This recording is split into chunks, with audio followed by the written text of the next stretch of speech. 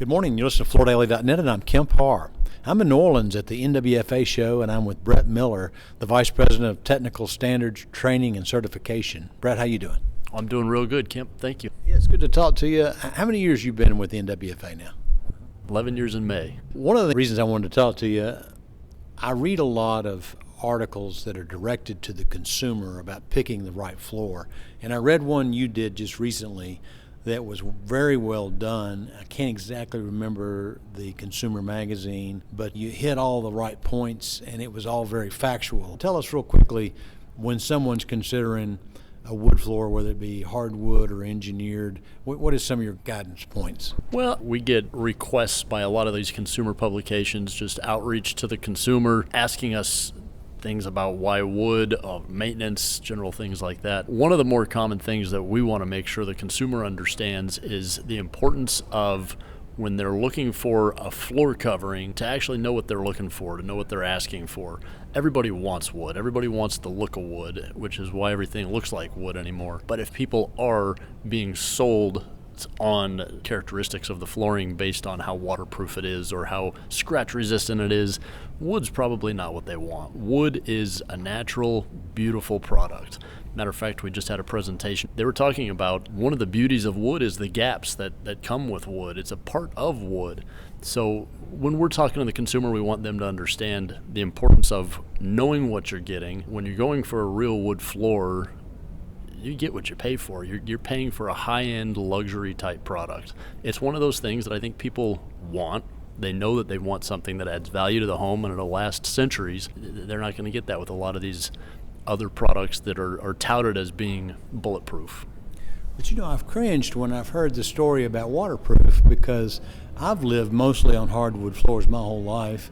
And I've walked from the bathroom to where I get dressed, still dripping, and I've walked from a hot tub to the living area, still dripping. And if a floor is installed correctly, a wood floor, it's waterproof. You can't have puddles on it, but it's super resistant, right? Oh, absolutely. I mean, not just the wood itself. Wood is resilient, but it's also the finishes that we use on the wood. It does minimize how fast moisture will soak into the flooring itself. And you're right. I mean, you don't want standing puddles on the floor, but even a minor leak, most of the time, the flooring will go back to normal, even if it does cup a little bit.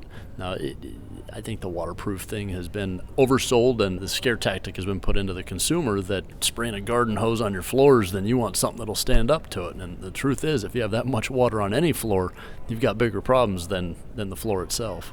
What's your guidance when you are trying to recommend solid versus engineer? That's a good question. The backbone of our industry is solid wood floors. We just had a presentation by someone who produces 1 1/8 thick wood floors, 40-something foot lengths and 2 foot widths.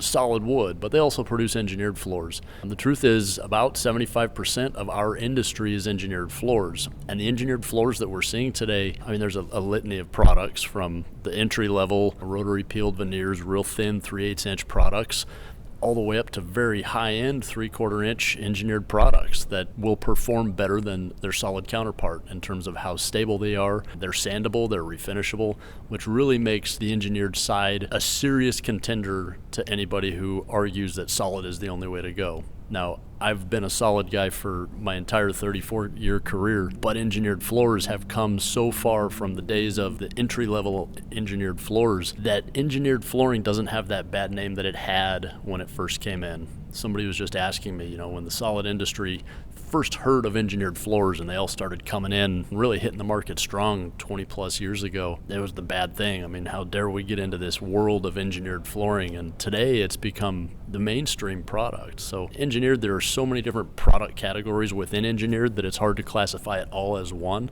There's great products and there's entry-level products. And I think the consumer, again, should be aware with what they're buying, when they're buying it, and why they're buying it for. One of the guidelines to engineered, though, is it's more dimensionally stable because of the cross-ply of the substrate. And so over concrete, isn't it recommended over a solid?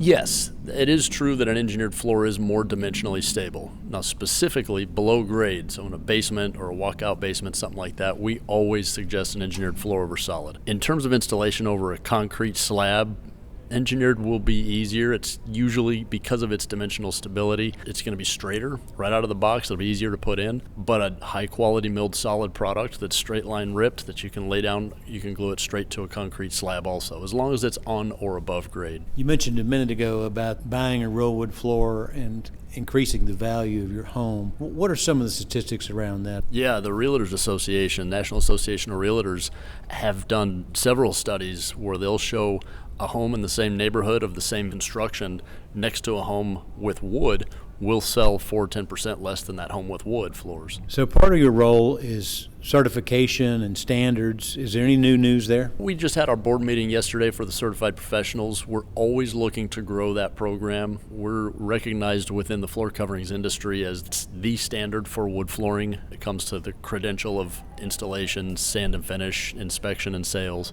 We are looking at either developing or refining some programs to try to accommodate a bigger segment of our industry. What that means, we don't quite know yet.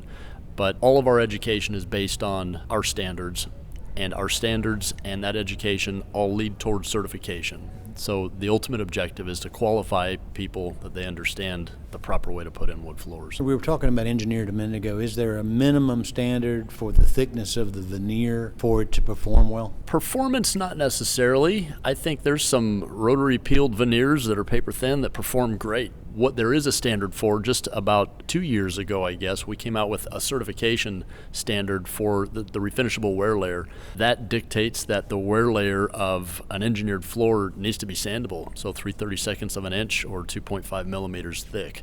That will define that it can be refinished. Now, going back to the consumer focus, we did that so consumers, when they buy a product, they know that that floor can be refinished. You hear so many stories of consumers that buy a rotary peeled floor, or maybe it's not even a real wood floor, just looks like wood, and then they hire a contractor to come in and refinish the floors, and lo and behold, they can't refinish those floors.